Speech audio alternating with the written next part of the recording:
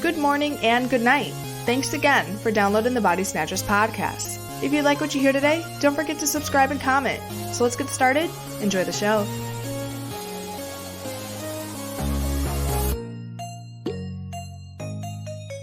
All right, guys, good morning and good night. Thank you for choosing the Body Snatchers podcast. Steven and Tino here. Like, what? What is this? What's happening?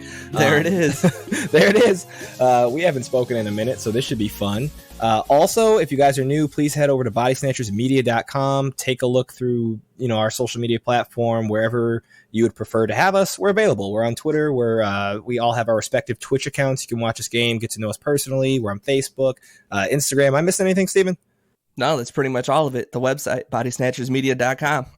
Yeah, we're in all the places. And then on our Instagram posts, we tag each other. So if you want to be creeps and follow our personal lives, you can do that too. All the creep options are available to you. Yeah, I like being creeped. Sometimes. Sometimes. It depends on the level of creep. If it's funny, yeah, I'm following you on the internet. Yeah, that's funny. But there's other types of creeps that we don't like. So why don't we jump into that? And let's talk a little bit about this Activision Blizzard lawsuit that's going on. No? Maybe? These guys suck. Go ahead. Hit me with it. Dude, it's wild. Have you not been following anything at all, loosely? I have, and a lot of the hardcore fans have been having problems with Blizzard already. They're just... Blizzard is on everyone's bad side with their content, then this comes out. Dude, they're getting ripped apart, and it's I was telling Steven before we got on, trying to describe it, the picture that I have for what's happening to, these young ladies, just women in general, is just, remember the scenes from Wolf on Wall Street where the women were just, getting treated like garbage in the office? Yeah. I mean, with Blizzard, it's one thing to you hate them now because of their content. Now they're at a whole new level to be despised at. I was never, it's so funny. I was never a big fan of Overwatch or World of Warcraft or anything. I'm not personally a huge Blizzard person. However, Blizzard's one of the biggest companies out there. So they made a couple bucks, big deal. Yeah, they're one of the, they're a staple in the community. And it's just insane to think that these horrible atrocities have been going on under our nose this whole time, and they didn't know. It's not one of those situations, which I also think are wrong, where it's women are grossly underpaid at this place. That would be a different conversation, right? A disgusting conversation. But this is so far beyond that. Here, let me read you. Yeah, you got something in front of you. Hit me with it. So just a couple of things that have happened. I'm over on PCGamer.com, and they recently posted just a light timeline. And I just wanted to read off a couple of things that have happened for those of you that don't know. One, this is just me talking before I start going through the list. There was a woman who essentially was sexually harassed to the point where she ultimately ended up committing suicide, right? And this brought light onto the company immediately. And then all these other women started stepping forward and speaking on their experiences and what's going on. And it's just what? No, just boom. It's very sad. A lot of companies this size only worry about one thing, and that's making money. That means everyone else is just a number, and they got to act unless they absolutely have to. So if there's enough cover up, this kind of thing goes on and on and on forever and ever. I mean, I'm happy that they're getting justice, but I don't know, man. I'm just so disgusted. Being a fan of just all of this stuff. As a nerd, somebody who's into video games and all these things, just Jesus Christ. And the exploitation of women is I don't know. I don't have a lot of words for it. It's just, I'm so in shock. Every time I come back to reading this, it is rough. And the amount of people that are coming forward, right now, they're all jumping on a grenade right now. They're all sacrificing everything that they have to talk about this. But they absolutely should. And executives and things like that are leaving, for reasons not related. Yeah. So here we go. So July 20th, California Department of Fair Employment and Housing files a lawsuit against Activision Blizzard, alleging discrimination and sexual harassment against women in the workplace. The lawsuit mentions cube crawls in which drunk male employees subjected women to unwanted advances, a lack of women in leadership positions, unequal pay for women, and a lack of action from HR around many of these complaints. The suit also specifically calls out the actions of former World of Warcraft senior creative director Alex Frasabi. I might be pronouncing his name wrong, but whatever, who was permitted to engage in blatant sexual harassment with little to no repercussions. So they were drunk at work? Is that the first thing you said to me? They were drunk at work? Yeah. Now, here's the thing. It's like I've been in office environments in my life where like on a Friday afternoon at like 5, some of the guys like might crack open a beer or something. And I think that that's super frowned upon. Like I've seen that, exist in the industry. So like I know that's a thing. At work still? Yeah.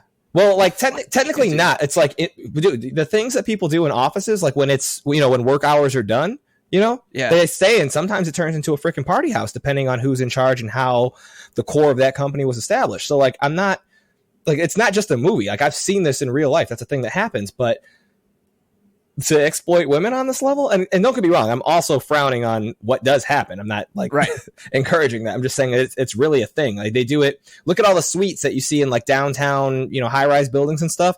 You're crazy if you think that at the end of the day, the whoever's in charge and their, top executive employees aren't having a couple drinks at the end of the day, like, ooh, what a crazy week, or we hit numbers, or we did, you know what I mean? That's a thing.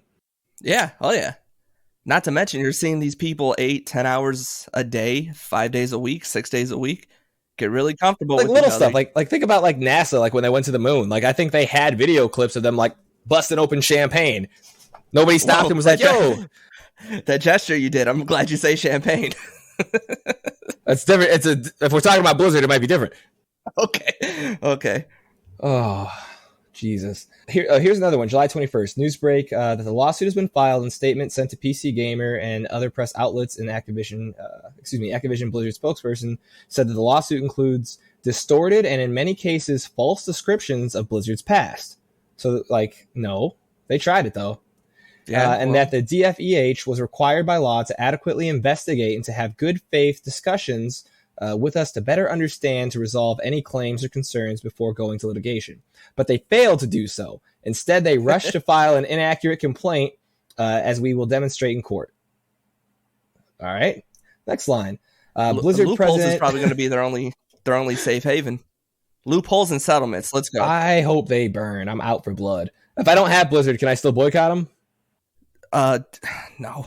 I haven't been able to play Spyro because like I have to like boycott it. Like I own Spyro and I was like, oh, damn it. Can't play it. Can't do it. I'm So sure it's been cut on my stream. Like somebody brought it to my attention, didn't even think about it, and I was like, there was an HD remake, wasn't there? Yeah, I have it, and I love Spyro, but now I don't want to play it because like I want to support the cause, so I had to stop. Like for my streams, I completely forgot about that. It was on. Oh God, yeah. Now that I think about it, that's why it was on sale for $14. They were like, "Please, just give us money." I didn't even think about it. Right, we're in a little bit of trouble. We need. Yeah. What? Shit. All right. Well, you're part of the problem now. I'm doing good now. I'm boycotting it. There you go. So Blizzard president J. Allen Brack emails staff to say that the behavior detailed in the suite is completely unacceptable. Activision president Rob Kostich emails staff calling the allegations deeply disturbing and says that we as a company take every allegation seriously. And then here's like a longer one. Let me see if I can skim through it. Activision Blizzard Chief Compliance Officer Fran Townsend sends a very different message to staff, calling the lawsuit depiction of AB distorted and untrue. See, like, they don't want to be hurt. I mean, it's just damage control. You got to take it for what it is. If somebody says something like that, you got to, first of all, you got to use your words really good. You got to admit that these are allegations. These allegations are unacceptable. But if it did happen, like, I get that, but they're trying really quick to like silence voices, and that's just ridiculous. They're probably going to as well, because all it is just money. It's too hot, man. It's the spotlight's too strong because you have important people that are stepping down and leaving the company now. You know, now, isn't Warzone Activision? I would have to fact check. I can't remember. Yeah, they're not going anywhere, dude. No, I don't think the company is going to go anywhere, but like it's definitely about to have a whole restructure. You know what I mean? Oh, definitely. You can't have this happen again. Not even close. Yeah, they're going to lose enough money easily where people are just, you know what I mean? Like they're going to have to. They got to do something to please the masses, and that's the right thing to do. Right. And I mean, and it's the size of it too. I think Bezos had people die while working, and like you barely heard anything about it because of the amount of money he has. When this happens, it's all in court. It's all settlements. It's all, what can we do to make this go away? What can we do to make the explosion as small as possible? I mean, true, but also, I mean, when you're referring to like Amazon is too deeply ingrained in everything. And I say that because like government infrastructure, as far as like certain servers and things like that, a lot of the cloud services and things that they do, what you don't know is globally, Amazon like has set it up where they're maintaining that for like tons of different like major governments that exist, like the United States being one of them. So how that works is Amazon does all this stuff for basically free, you know, and then the government has, you know, their people outside that protect it. Nobody can get in, you know, we got their guns, yada, yada, yada. That's a whole thing. So when heat comes on them, I mean, they can make it go away. Oh, yeah. You know, no problem. Like, you know what I mean? Like, it is what it is. But Blizzard, you think World of Warcraft is going to stop them? Like, no. I'm sure they're worth a ton, though. I'm sure they'll be all right, which is sad. But whatever these girls are going through right now, and whatever they're saying and whatever they're proving, it's gonna probably save some people in the future. So it's always a good thing. I mean, it absolutely should. Yeah. I mean, this is the kind of thing where I hope that like they can restructure this company, turn it into something beautiful, and hopefully fix this in other places where that, you know, that we don't even know about, you know, where places start going, oh no, they're cracking down, we better do the right thing before, you know what I mean? Like, I hope that this improves lives for so many people, because it's just disgusting, man. I couldn't imagine, you know, what that would feel like or what you have to do. Right. And, you know, in some places, I'm sure we're like, you know, Blizzard should be, you know, we hate them, we're boycotting them now. I'm sure it's not the head of Blizzard being responsible for this. It's just, you know, it's all very complicated. It's all very bad. Well, here, check this out. So I got a few more. Blizzard co-founder and former president Mike Morihime, might be pronouncing that wrong, publishes My Thoughts, stating, I wanted to acknowledge the women who had awful experiences. I hear you, I believe you, and I am sorry to have let you down. Okay. That's pretty good. Bro, there ain't no cleaning this up. You got to step down. You got to go away. You got to put some women in charge. Does he sound like a bad guy to you? Yes, because I believe that he knew what was going on. There's no way that he wouldn't have known what's going on. You know, like I think he's saying these things because he's in the spotlight and it's saving his ass. Blizzard president J. Allen Brack emails staff to say that I'm sorry, I read that. A video from BlizzCon 2010 goes viral on Twitter during a WoW panel Q&A. A woman asks about the possibility of less sexualized female characters. The panelists, including Alex, okay, that's one of the top dogs, right, and now President J. Allen Brack, laugh and make jokes in her response. Not looking good. You know what I mean? You can't have an apology and then have a video attacking somebody who's just like, hey, I think it's kind of wild that when I hit max level, like my boobs are always out and my, you know, my cheeks are out. Like, why do women always have to be this way? And that's a question that's come up quite a few times in the gaming community. Like, it's okay to have that as an option. It's absolutely ridiculous to over-sexualize women and not have the same behavior for the male characters. And to see a company like this that's been doing this for years, like, it kind of all makes sense. It's like not a surprise. If this is how you treat your women in the office, it makes perfect sense that this is why you do the ridiculous things you do in video games. So are you saying Dead or Alive Volleyball wasn't a good game? I'm saying they made money, but they made money off of like mostly a bunch of creeps. That is true. I can only play that game for like 14 minutes and then it was done. Yeah, it's not a good game. I never bought it. I've seen it. It was on regular Xbox. We didn't play anything on regular Xbox. Man, hard pass. Hard pass. It was terrible. And here, let me skim through. I just got to skim through a couple more. Activision holds an all-hands meeting that only has room for 500 staff. Executive Joshua Taub reportedly attempts to address the lawsuit, saying that there's zero tolerance for behavior described in the lawsuit, and that Activision Blizzard works with employees and the accused to work on a resolution. He also says that Fran Townsend's response wasn't the right communication. More than 1,000 employees and former Activision Blizzard employees signed an open letter to management calling Townsend's statement aberrant and insulting to all that believe our company should stand for. The employee statement continues, our values as employees are not accurately reflected in the words and actions of our leadership. Categorizing the claims that have been made as distorted and in many cases false creates a company atmosphere that disbelieves victims. So that's what I was saying.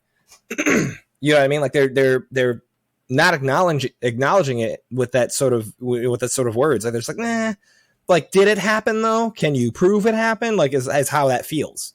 There is no way of knowing like how many like isolated incidents happened. They got 9,500 employees there. There's going to be a few that it's just going to be terrible and bad. The way they handle it, like HR, these women should feel comfortable in coming forward. Like they should have some reoccurrent training to where they get a phone number, they get a path in case this does happen safely.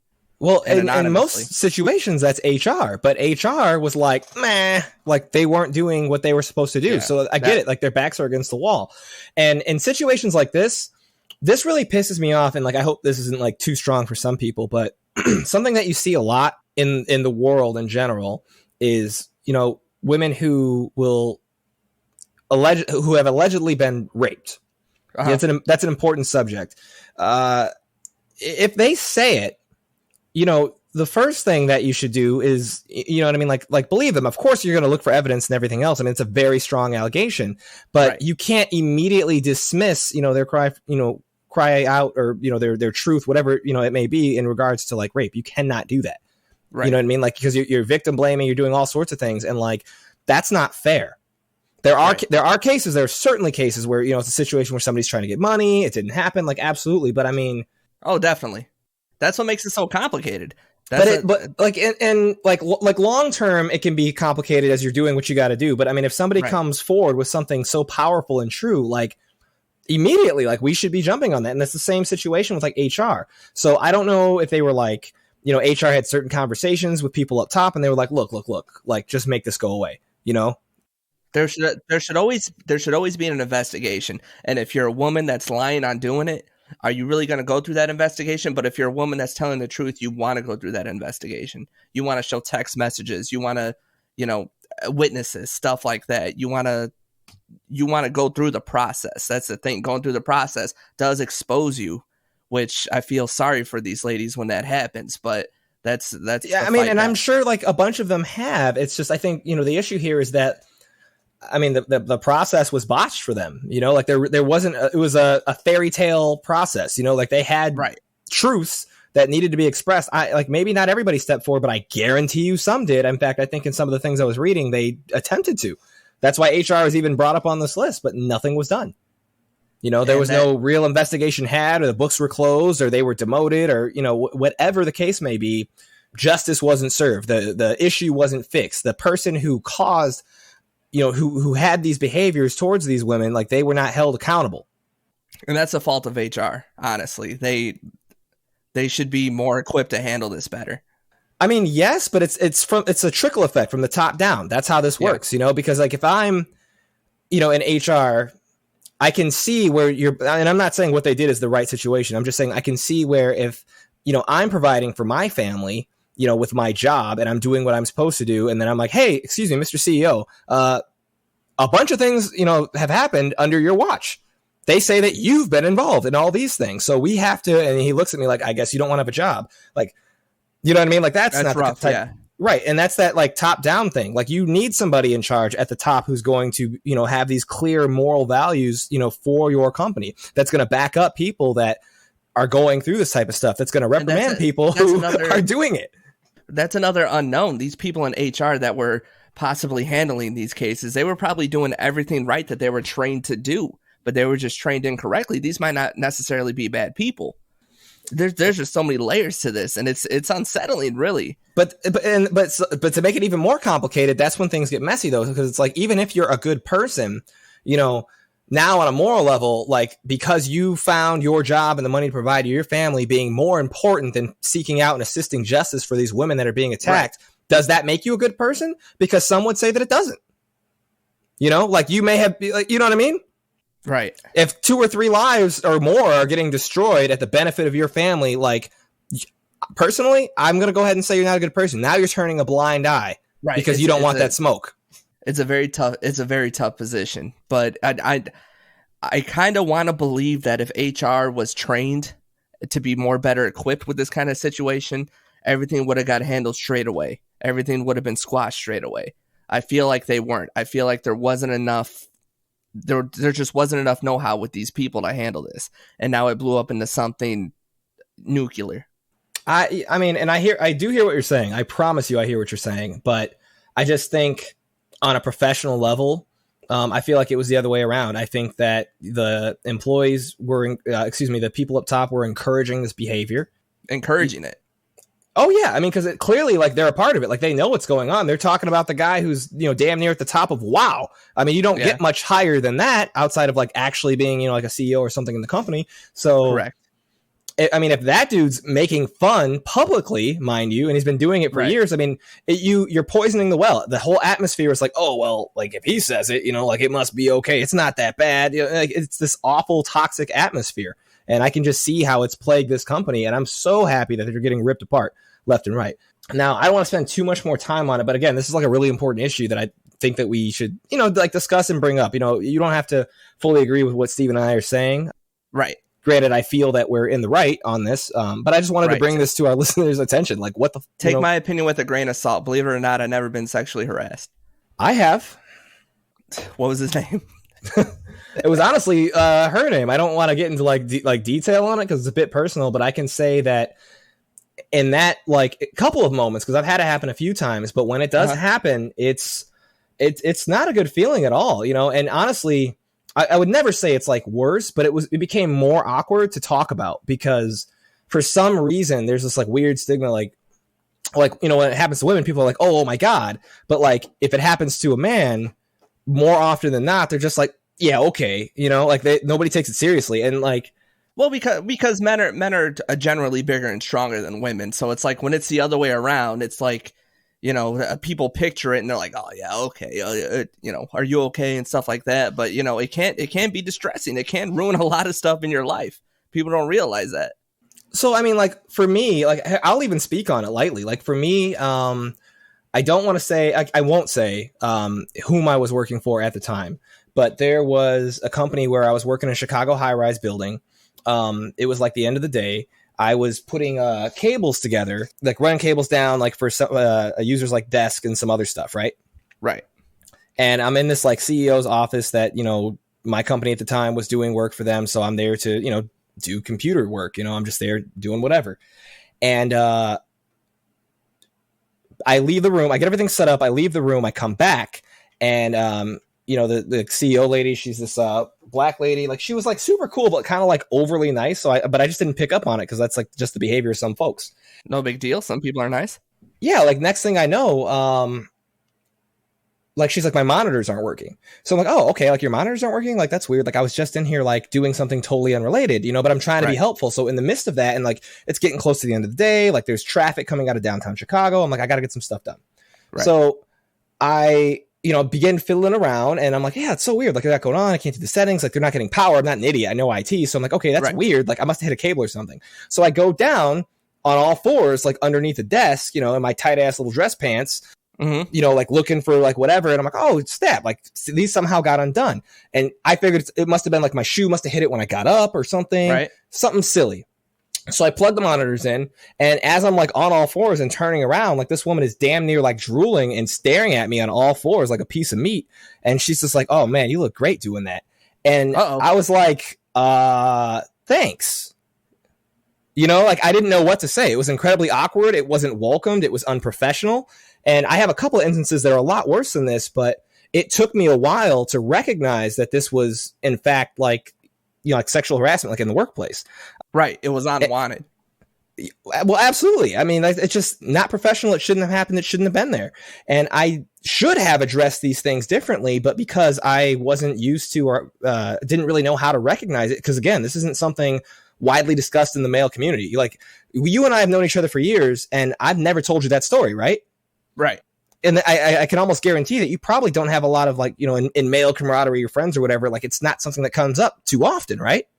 No, like where I come from, if it ever happens, it's there's always a high five at the end of it. But a lot of people really don't want to be put in that position. And that's the mentality, because I think that as men, that's where we kind of need to switch up that dynamic, because it happens. Of course, it's absolutely going to happen more aggressively with women, because men most of the time ain't shit. But that's not to say that that doesn't also happen to men. And I think that that's something that we need to be able to speak on, get more comfortable with, because it's a real thing and it needs to get addressed. And I know that this isn't like the sake of it, but since it happened to come up in conversation, here we are. Right. Professionally, I can see how it's a big deal. If it happens off the clock, I'm putting her through a table. I don't got time for that. Yeah, not today. So, anyways, like, the tangent, my stories and all that kind of stuff. Here's the last, most recent section. This was August 3rd, and then we're going to jump into the purpose of being here for a good 10, 15 minutes. So Blizzard president J. Allen Brack leaves his position as head of the studio. He's replaced by a pair of co-leaders, Jen O'Neill and Mike Ybarra. O'Neill joined Blizzard early in 2021 after 5 years as the studio head of Vicarious Visions, which merged with Blizzard in January. Ybarra has served as Blizzard's executive vice president of platform and technology since November 2019, so they got some experience. Bloomberg breaks the news that Blizzard's head of HR, Jesse Meschuk, is no longer with the company. Okay. Employees released a statement. Yeah, they got to go. You weren't doing what you're supposed to. You got to go. We got to clean house.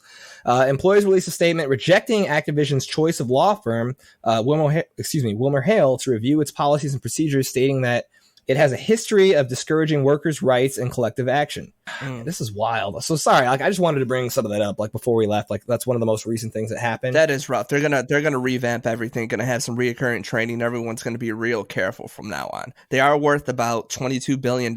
So I hope. Every woman, just the last thing I'll say on it, every woman that was affected by this, whether they be former employees or current employees, is in somehow, some way, compensated. It's not to say that money is going to fix anything, because I don't think anything's going to really fix and repair. But moving forward, I think that, they need to show, that not only are they cleaning house, but they're going to take care of the emotional damages as much as they possibly can for these, young ladies, women that were involved. It's ridiculous. 100% they should be compensated for what they go through. Even if they're going to go to a different job or a different position, they should be compensated either way, because it's an injustice. You got to pay that back. And if it's your company, this is your slack. Man.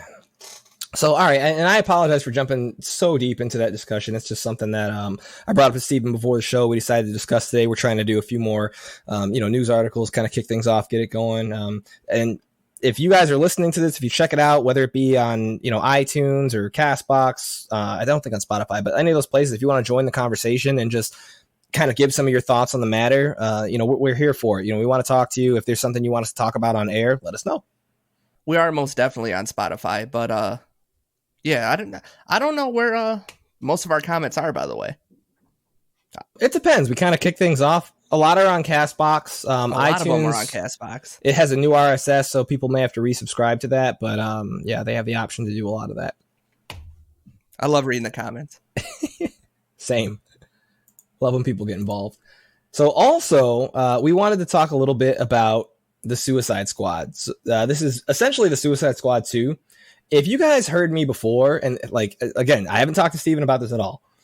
For years, since 2016, I like Will Smith. I like Margot, or whatever the hell, however you pronounce her name properly. Margot Robbie. Why do I always butcher that? Anyways, I like them both. But I jokingly, but also kind of seriously, kept calling that film Will Smith and Friends. I think it was put together. It felt rushed. I felt it was poorly done. I didn't like anything about the movie outside of the soundtrack. I did love the soundtrack. And that was kind of just it. And I went into this with very low expectations, directed by James Gunn, who I am happy to see is, working again and doing his thing because he brought us Guardians of the Galaxy. I don't want to go any further in the James Gunn's background. Let's just talk about professionally what he's capable of. And I think that he did a really good job on this movie. I think from start to finish, it was, humorous. It was serious at times within reason. I think that they poked fun at the original movie in ways that were kind of smart, kind of witty. What do you think? You can tell it was a James Gunn movie, an action comedy, if you'll say it. But it was fun. I liked it. I mean, I always tell you, when you're done with it, are you ever going to watch this again? Are you ever going to sit down and put this on? And the first one, absolutely not. You're not going to buy that on Blu-ray. It's going to be in that $5 bin at Walmart. If that, this movie, you might want to watch it again. I mean, one of my favorite parts, if we're jumping around and doing it, was John Cena. I was very impressed because as a wrestler fan, I'm sure you were. Well, I don't know if you've seen Fast 9. You couldn't pay me to watch that. Okay, settle down. But him acting, it doesn't hit as well as him doing a promo, live talking, hearing him speak. It was completely different. It was blocky. There was no tone to it. In this movie, he was completely different. It was like, all right, I think he belongs here now. Like, I think he had fun with it. I think someone pulled him from Fast 9, like, hey, I liked what you did here. Here's what you can do next time. Or, I don't know when these movies coincide. I think one was after another. But in this one, it looked like he was having fun. It looked like he had a little bit more personality. He wasn't just reading lines. He wasn't just doing somebody else's character. I felt like that was him.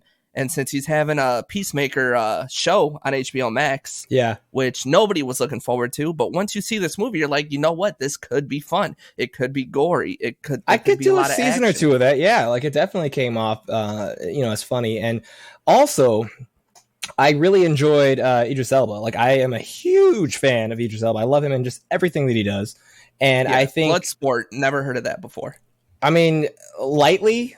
But I mean, I don't follow DC Comics as deep as I used to, and never did as deep as Marvel. It was mostly more the upfront iconic characters that I would read, like the Flash. I super loved some of the Superman comics. I get really into whatever. But in this, I mean, just his acting alone and the character I felt were really good. It's kind of funny that essentially it's the same character that Will Smith played. But I think, and I like Will Smith, but I felt that there was too much Will Smith. I don't think go ahead. He was in the first script, correct?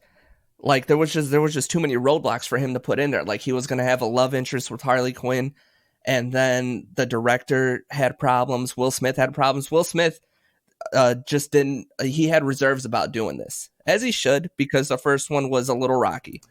Absolutely. I think the first one was just a dumpster fire. I think that they went into it with good intentions. I think if anything, the first one caused more confusion for the DC cinematic universe. And they didn't need more. So we never got a chance to talk about this in the podcast, but I hated with every fiber of my being the Justice League, and the Snyder cut. I was like, maybe it's a little better. Maybe they cut out something. Because my biggest thing was it was way too rushed. Okay. Same with Batman versus Superman. So they had a 4-hour. I think it was about 4 hours exactly for the Snyder cut. And I hesitated to watch it because I don't know, that's a long ass movie. That's a big commitment for something I super didn't like. And right. It was a long movie. Hold on one second. And not only that, nobody knew all right, this is a Snyder cut. Are you going to have some deleted scenes put in there? Are you going to have is a battle? You've seen clips on TikTok. Oh, the battle's going to end a little different. You didn't actually know. Well, but the first Justice League, nobody enjoyed that much. But the Snyder cut, they could have brought that to theaters and they would have struck gold. I would say it was on par for giving some of Marvel's best movies a run for their money, and nobody would have expected it. I certainly would not have. I loved it. And now it's like, well, okay, so let's assume that that's canon, but you've done so much damage. Like Ben Affleck no longer wants to be Batman. And then the vibe of Suicide Squad, there's a couple ways you can look at it, but for me, I felt it was too far left to make sense in the same universe, right? Right, exactly. It was one big what are they in anime? Fillers. It was just one big filler. It was fun, but that's what it felt like. So in this movie, it felt like it could fit. Reason being is take Justice League cartoons or even some of the comics. Villains are a little bit more chaotic, and you can do it in a humorous way where I feel like you could still combine that universe, like Harley Quinn style. Or where they're casually killing people and joking, and the killing doesn't really matter. They're just laughing. It's not always super serious. I can see it being more serious from the hero's perspective. So I could see how those two things can collide and come together and work. I didn't feel that way with the first Suicide Squad. It just felt way too out there. Kind of like the Deadpool movies done by Fox. It feels too out there to bring into the Marvel universe. They're going to try, and hopefully they do it successfully, but it felt I don't know. And that's one of everyone's favorite things about these Marvel movies is that they're connected. You're in a timeline, essentially. Well, give or take some sort of timeline. Absolutely. And then as far as this film goes, I would watch it again, to Steven's point. I think that it definitely has rewatchability. Is that a word? I guess. That's a word now. Okay, fuck it. I think that it definitely is something you can rewatch. I think my favorite character in this, though, if I had to be honest, was King Shark. Right. I love King Shark. Like, you know what I mean? Like, I put on some weight. I'm 250 pounds right now. And I felt him in my soul, like hopping around. I was like, okay, King Shark. Like, I see you, buddy. And I think the only thing I wanted him to say just once, and I'm okay that he didn't, was just like, King Shark is a shark. My roommate was like pissed. I was okay with it. I thought it was my roommate's Mikey Cool, by the way. Check him out on Twitch. That's my shout out. Shout out. But yeah, I mean, I super loved everything about him. I'm okay that they didn't do it. I think part of the reason that he didn't say it had to do with maybe like the CW Flash. They had King Shark on there, and I think the way that he was done on there was just too serious. This, like, he's got the value of kind of like Baby Yoda or Groot or something. You know, like they made him to where he's an adult. You and can he's tell a killer. James Gunn had his hand in making him. Yeah, but he's like also at times like way too cute and adorable, where you're just like, okay, I don't know. Yeah, that CW version, he was ripped, wasn't he? He had like a 9-pack. He was ferocious. Yeah, I mean, he was the traditional King Shark that you'd get, and this newer, slightly more playful, lovable version, although he's still a killer, was great. You know, it got to the point to where you were very sympathetic. You didn't feel bad or you weren't upset with him for like eating people. And there's a scene that I don't want to say spoiler wise towards the end, where you're like, oh my God, what's happening? You know, like where you're like, y'all better not hurt my boy, right? I'll leave it at that. Yeah. But yeah, so overall, like I super loved it. I'm not going to say it was a perfect movie, as you know, none of these are. I do think that Harley Quinn got a little bit more time on screen than she should have, but it was better. You know, at least there was like a block where they're like Harley Quinn, and then they calmed it down a bit. Right. I don't think she got enough. Really? I mean, yeah, I feel like the movie went around Bloodsport, which I don't mind. I thought it was good, but like you had Harley in there for like, all right, we're gonna have a scene with the Suicide Squad, then we're gonna have a scene with Harley, and then we're gonna go back to the Suicide Squad. It felt like they did that a couple times. I don't even think you needed Harley through the whole movie, pretty much. Well, so the way I'm looking at it is like, you know, they had two different parties that were slowly coming together throughout the duration of the movie, which kind of gave it some versatility, right? So like you can be here filming these scenes with these guys, and now you can jump over here, and like it kind of sort of makes sense. They may have been able to do it cleaner, but overall, I'm not upset at how it was done. Right. It wasn't too bad. It wasn't too bad. Like I would have liked to see if it was like maybe like two teams. You know, if they had like somebody with Harley, like it wasn't just her and her adventure, which she's doing over here, as they combine it, but it's okay. And with Idris Elba's character, Bloodsport, in the beginning, they're a little bit heavy on him, you know, kicking off, but they kind of had to as they pull in characters. So you see that when he's like coming out of his cell and they introduce like John Cena's character and like sort of the rest of the squad, and they're kind of like interacting and running off Idris initially, but slowly they kind of get their own scenes with themselves. And that's really what the first movie lacked, is character development with everybody else. Like at the end of the first one, I don't remember dude's name, Diablo or something. He had fire powers. He's like, hey, remember me? Remember me from 45 minutes ago? Look what I can do. And I was like, I don't remember you, or why I should care. I don't remember what happened to, what's his name, Boomerang?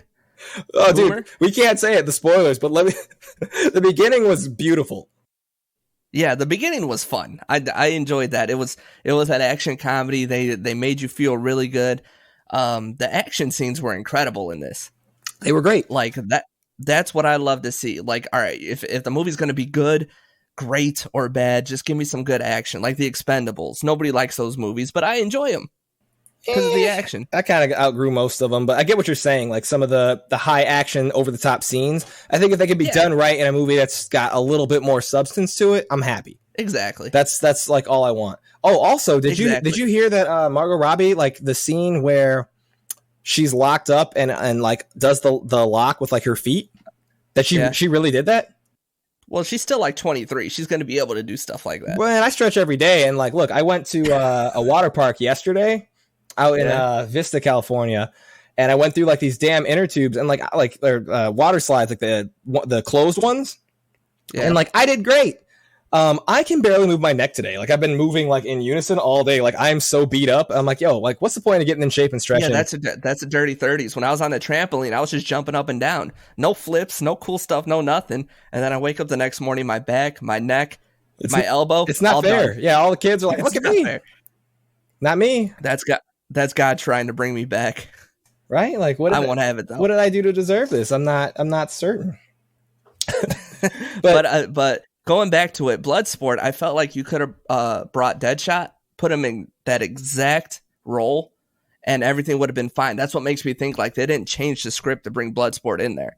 They were just like, all right, how can we make this work? And they maybe tweaked them a little bit. Well, but it was also kind of funny, though, because they're like, yo, that sounds a lot like Deadshot. Like, they say that in the movie. They're like, nah, it's Deadshot different. has a daughter, right? Yeah, they were like, this whole story sounds a lot like that. Like, nah, it's different. It was probably the same girl being the daughter. I wouldn't have noticed, but they did make fun of it. And then to add on to that in layers, then you have the next scene with John Cena, and he's like, I do what you do, but better. I was like, this is funny. Yeah, they both had pretty much the same ability, right? Which I didn't mind. It still worked, but I feel like they have all these characters that I don't know of. Maybe you do because you read those books. What are they called? Comics or whatever. Speaking of which, I went out to, I don't know if we're going to show the video or not because we're kind of getting our editing together still for that. That's on me. I've been a little busy with PC builds and stuff, but I went out to Free Comic Book Day. I don't know if you did. It was yesterday, and I had a blast. I got Mikey reminded me about that. I went there with my main squeeze, Brandy, and Earth's Mightiest Heroes, the Avengers. I got a Spider-Man comic. I got a Transformers Unicron one that goes hand in hand with the new Netflix series that came out, which I would love to discuss if anybody's down in the next couple of weeks. It's a fantastic series on Netflix.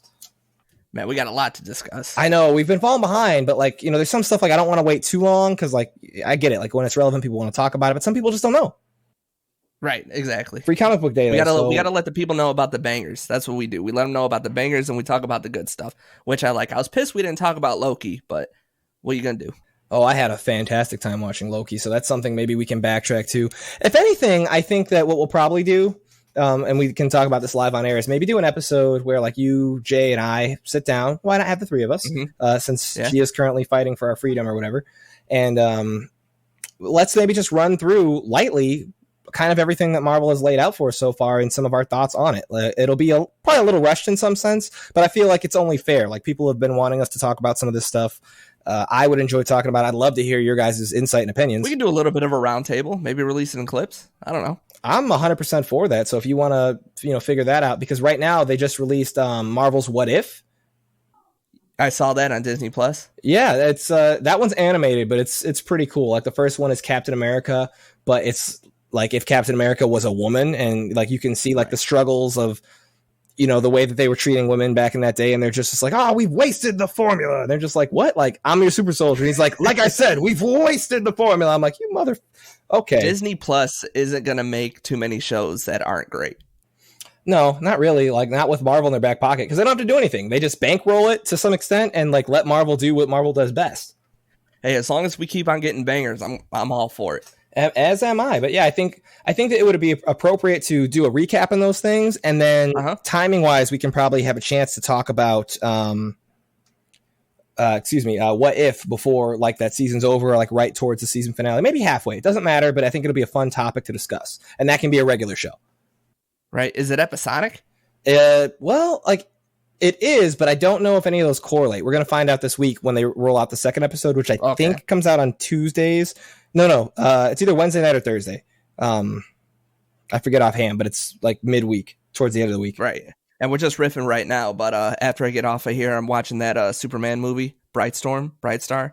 I haven't checked that out yet. Maybe I should. Send me it's like the evil Superman. Send me a message. Remind me to check that out. Yeah, I've had my hands full. Like tonight, I just did a Bleach anime build yesterday, and I'm like fine tuning it, but I'm going really in depth on like the techie side.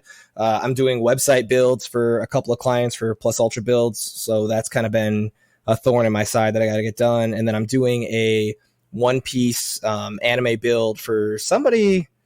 I think they're in like Louisiana or something. I don't know. Like I've been shipping these all across the country, dude. I've been so busy. Like. Are you caught up on that shit? One Piece? Yeah. Nah, I'm like 60 episodes behind right now. Like I'm in the 60, that's not bad. I'm in the 900s, but like I haven't had a chance to like backtrack.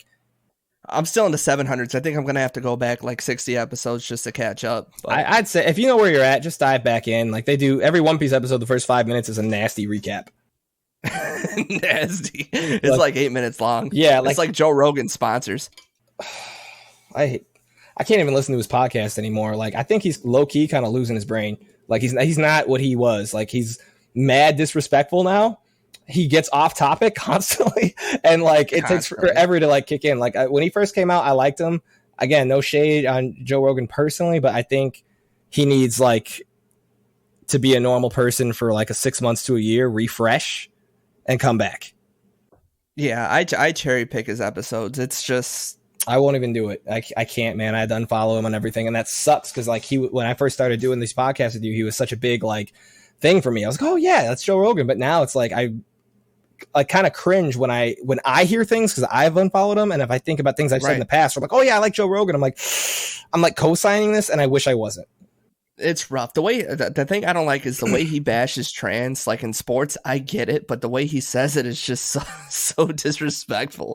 It's like man, how is nobody? I know people are jumping on him, but it's like he sports, doesn't. Like we've talked about it. Sports is like a weird topic for that. It's weird. It's a gray area, and I can understand why both parties would be upset about it. However, there's a certain finesse and level of respect that you need to have, you know, for both parties, but more specifically like the trans community, because they're the ones like being attacked left and right, you know, and there's some things where I get it, like society's not quite up to speed on it and they're trying to get there, but that doesn't mean that you know, come at them sideways and attack something like these, they're people, you know? Right. You can always disagree with somebody with respect. You don't gotta, you know, it's the name calling. It's the, oh, this should be common sense sort of attitude that is just your opinion. It's the same with transports. It's the same with vaccinations. You know, there's always, everyone has their opinion and it's constructed by the way they feel. But with respect, you can always tell your side because it's going to be both sides either way. Nothing's going to be absolute. Well, yeah, and I don't think there's anything wrong with like challenging it to an extent, because in those discussions, you're hopefully going to find a middle ground where, you know, we can, you know, make this work in a way that like makes everybody, you know, happy and includes these communities, because you should in some way. We need to. It's our responsibility to make it work. But that doesn't mean like tearing them apart. I mean, if we took trans out of the situation and we're just like black people on average happen to be a little bit more athletic, so should they be allowed? You know what I'm saying? Like it becomes a different type of conversation. And in fact, that was an actual thing with real conversation. Like that really happened, you know? So if you wanted like my opinion on it, I would just say there needs to be like minimal benchmarks and stuff. Like if there's somebody, regardless of, you know, gender, who's able to hit these minimal benchmarks, okay, then they should be allowed to be in this, and whatever that strength or speed or, you know, whatever is like is all included, and it should be fine. Like that, a lot of that's just where you go. A lot of it's just men and women and weight. And that's where the issue comes in. It's like they can't deny someone if they're a man or a woman. They can't make that accusation at all. They shouldn't even touch that. And in sports, it's untouchable. There's nothing you can do. It's tough because we've, you know, had these like long-standing like two gender, like, you know, like the setup, and it's just in the future now moving forward. Like I don't want to say unfortunately, but like I'm using unfortunately not like in a sense where like I think it's bad that we need to have more options or anything like that. I'm just saying like unfortunate because it does complicate things. It's going to take work to get this right. But now that we've addressed the issue, you know, there's a lot of ways that, you know, we can resolve it and make it work, but we can't have somebody like Joe Rogan, you know, gaslighting everything left and right. Like that's not okay to attack a whole community. Because again, if roles were reversed and, you know, he was just like making jokes about like blacks and just off topic things about like chicken or watermelon or some shit, like I would be the first one at his house ready to beat his ass, you know, because I would feel some type of way. You know, and and that's just, you know, and that's not just, you know, blacks. I'm using that because I can speak on that, but I'm sure that would extend to like other races and, you know, people with disabilities. Like there's all sorts of things and ways that this thing can be managed. But we're not saying Joe Rogan's a transphobe or anything. He just does believe that a biological man should compete with men and a biological woman should compete with women, and I just don't think it's that simple. It's just not. You know, it's not, and I don't believe that I have the answers to it, nor am I I don't either. fully qualified to speak on it. But what I can say is from what I've heard come out of that man's mouth is not okay. And that immediately, that honestly, like what you're talking about, that was like one of the turning points where I was like, yo, I just can't do this guy anymore. You know, and then I would like go away for a few weeks, come back, and I'm like what's happening? Like, he's just not the kind of person I remember. It feels like he's going for like the shock jock thing. And while that may get ratings, like it's also going to make you lose people who like really respected you. You know, you can be a shock jock. Like this topic in itself is a shocking topic, but I don't believe in any way that I'm aware of that, you know, and I hope that I'm not, same with you, that anybody's offending anybody. You can have a conversation and not be mad disrespectful to any specific groups of anything. Right, and that's not our motive, is to shock people and get that kind of attention like Kramer doing stand-up. But you know, lucky we're at time. Michael Richards, everybody. Can't even watch Seinfeld no more. Oh, man, when Rogan yelled at that guy for saying, "You think Batman could beat Superman? Are you fucking stupid?" I think I still have the clip somewhere when Rogan's defending, like, Superman would tear Batman apart. This doesn't even make sense. And, of course, you know, Rogan's just thinking, like, just plain logically, but everyone else knows that Batman always beats Superman in almost every instant. Plot, man, the power of plot. The power of plot and the power of money. Second to none. But all right, so Suicide Squad, I think it's good. Not great. If I watch it again, it'll be because I have absolutely nothing going on, but it's a good direction. I thought it was way better than the first one. I thought it was fun. See it in theaters or watch it on HBO Max, wherever it is. Well, it's worth the watch. I super enjoyed it. I can't say that it wasn't great. I personally would watch it again. Like, it was a fan favorite for me. I really enjoyed it. So, you know, you check it out. Tell us what you guys think in the future. And also, I'm hoping that I can convince Steven to talk about the new Ryan Reynolds movie that just came out by next week. So if anybody's interested in that, definitely let us know. Yeah, I'm definitely down. Definitely. What was the title again? I keep forgetting. Free Guy? Free Guy. Look, I ain't gonna say too much, but like, check it out. You guys check it out. You have time now, and then we can all come back when we have class next movie Sunday, Monday. It has been in development forever, so they got everything they wanted to do right. So, agreed. Is this your cat's room or is this your room? What's going on over there? He's really the podcast host. Our time slot's over, and he's got to start his podcast. Yeah. I seen you try and shove him away, and he's just like, no, and you yield. Yeah, and he like buries his weight down, like anchors in, so that's difficult to pick him up. So right. Yeah, you know what I mean? Like, it's children of divorce. What can I say? There you go. Get that Minecraft server up. Let's go home. All right. Well, hey, thanks for having the conversation, man. I super appreciate you. Anybody who popped in tonight or in the morning, whenever you're listening to this, we super appreciate you. Please make sure to check your subscriptions, as some of those have changed. So do that. Yeah, I guess go ahead and take us out, Steven. Yeah, and if everybody could, wherever you listen to us, whatever social media you have us on that you swing by, turn your notifications on. We've been gone for a long time, but we're back together. We're back rolling full steam. Turn those notifications on and say hello. We're always here. We're always going to be talking about everything that you care about. So however you listen to us, we do appreciate it. We appreciate you guys telling your friends. This is a good thing. For the months to come, we're going to have a lot of cool stuff. So talk to us on Twitch. Talk to us in the comments. Yeah. All right, man. Well, have a good night. So someone you love them. Bye. BySnitchersMedia.com. Got him. Good plug. Good plug. Nothing goes over my head. I'm too fast.